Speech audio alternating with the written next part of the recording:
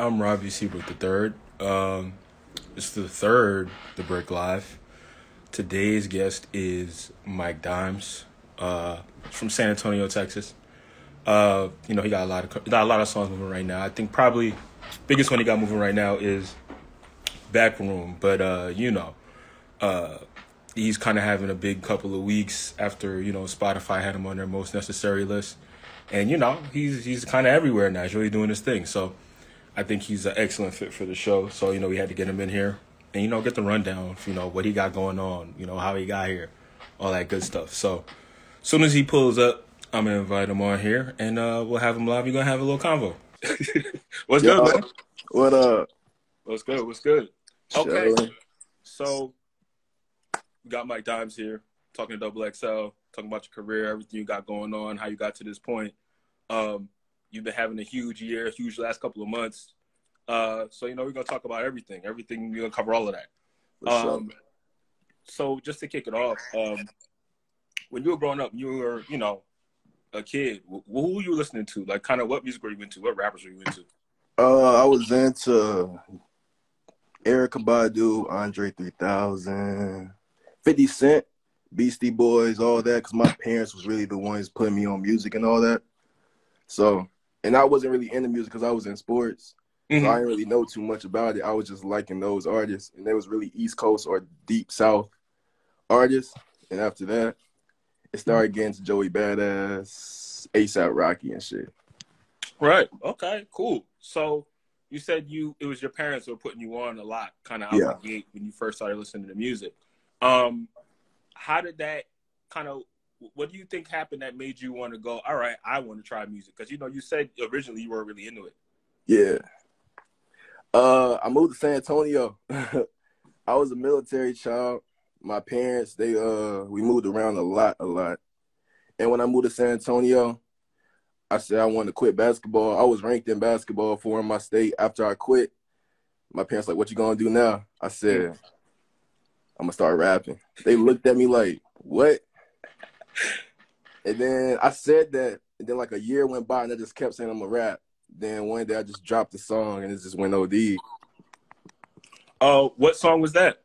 It was a song in my senior year called Trendy. It was cool in my school. It got like 10,000 streams on SoundCloud.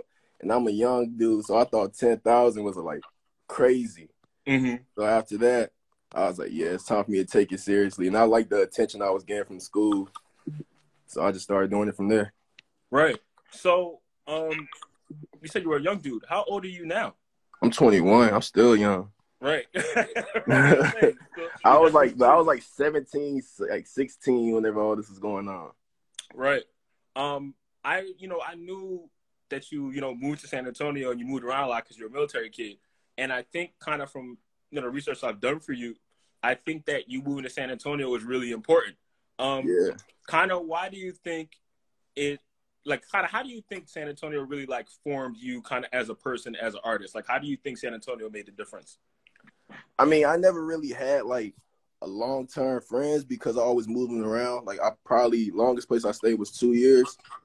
And then I moved here and I met my best friend, Cinco. And I told him in class, I was like, bruh, I'm gonna start rapping. And after that, me and him just being close, and I've been here for 5 years now.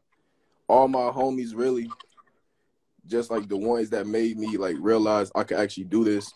And everybody in high school, that's whenever you find out everybody want to rap. Right. So, I mean, just doing just seeing everybody else doing it, and I was like, shit, I could do this shit too. I could do it better.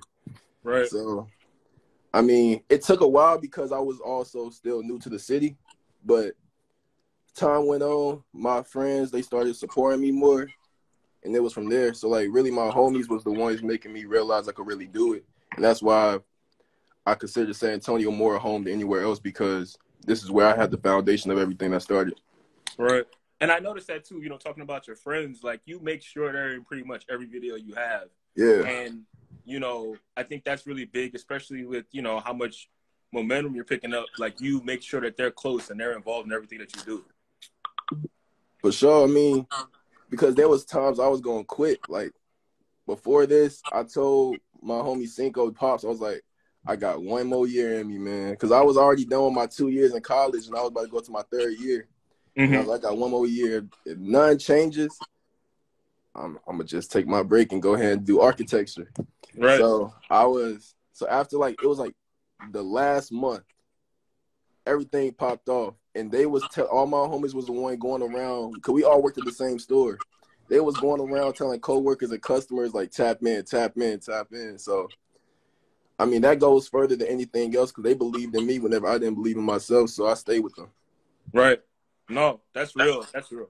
And I think also you bring up architecture. I think it's kind of crazy. Like you only 20. You say you're only 21, right? Yeah. You have a lot of lives you've lived in one. You were ranked in basketball. You started rapping. Yeah.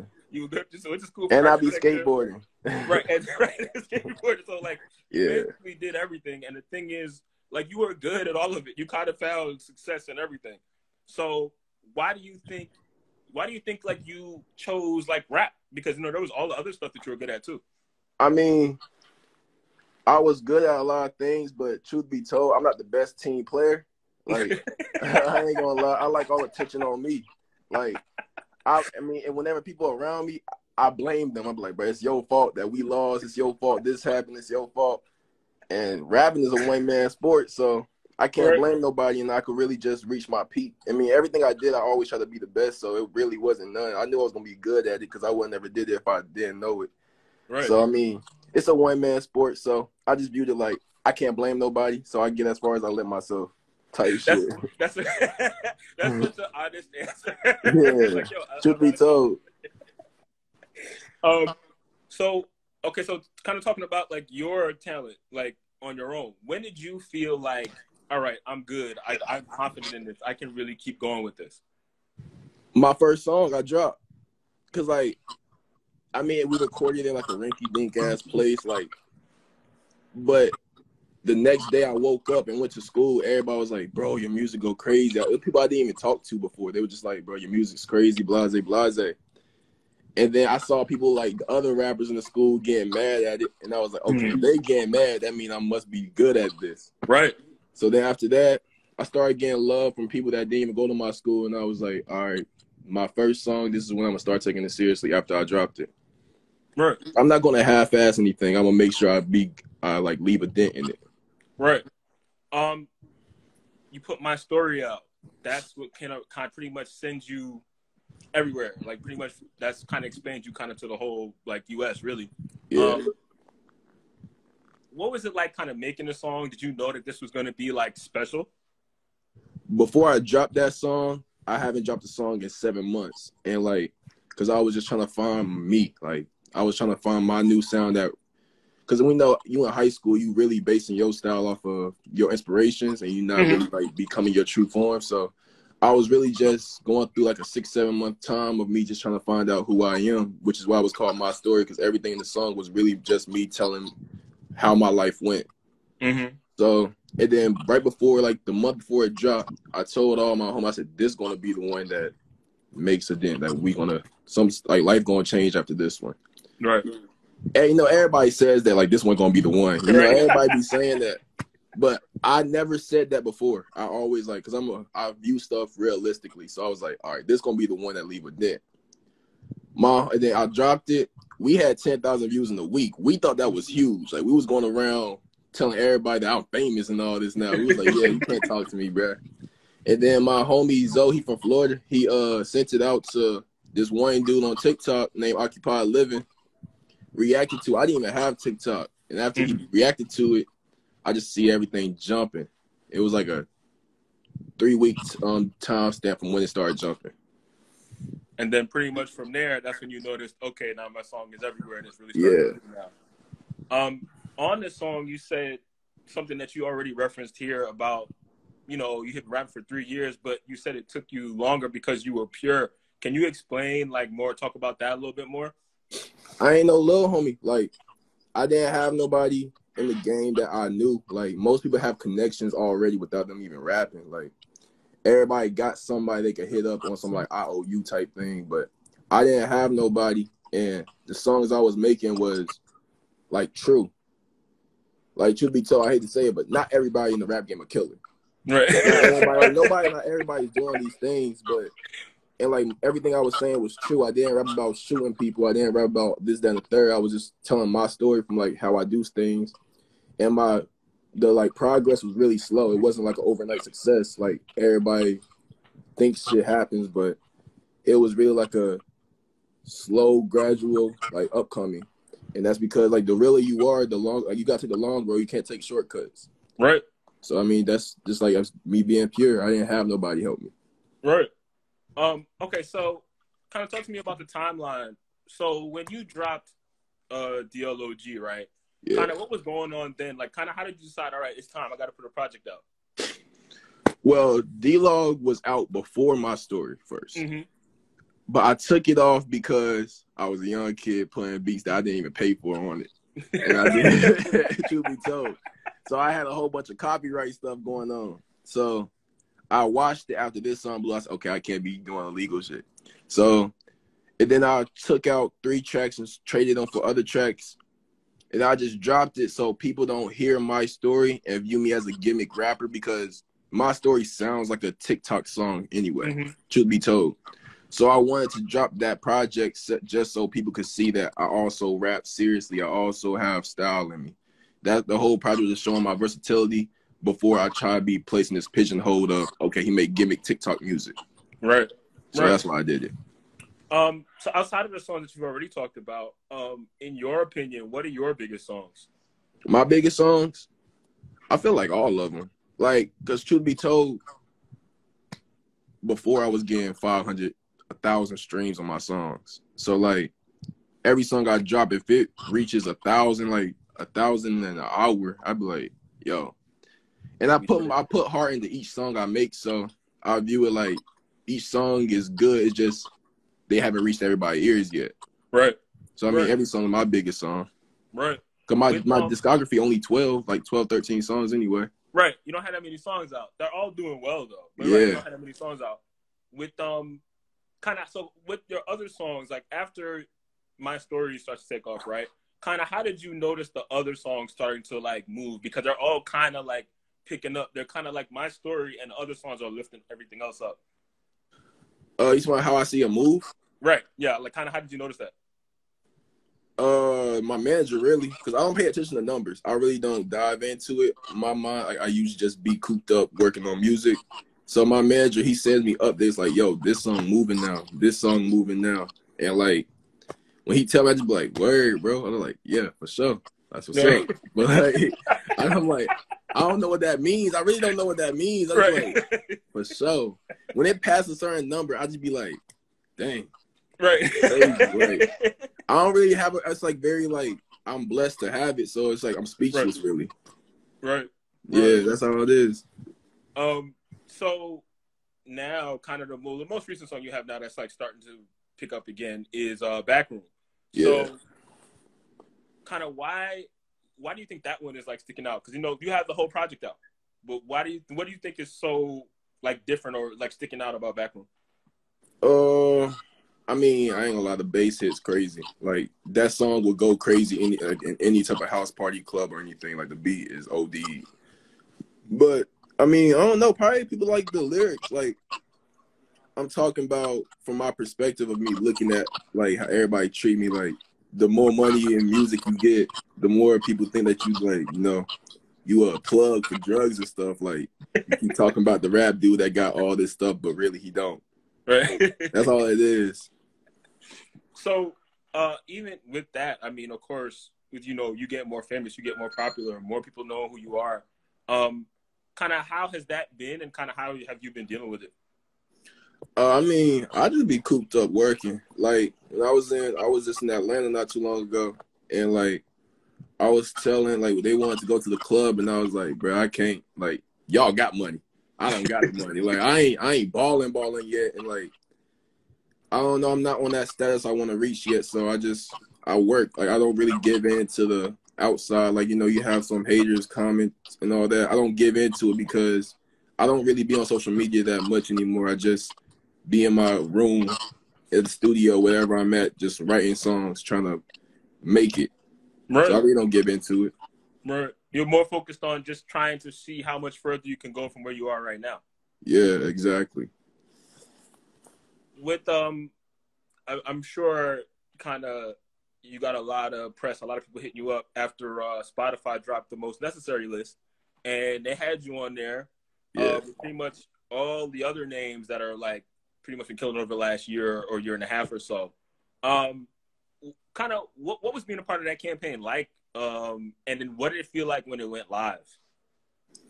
Truth be told, I didn't know. Like, I didn't know what it meant. Like, I'm not really good at like the social stuff. I'm not really good at like seeing like what certain stuff mean. Like, as far as my concern, I was just I'm on the Billboard. Right. That's all I was thinking. I ain't care about who else is on it. I ain't care about nobody. I was just like, I see my name, I see my picture. That's what I care about.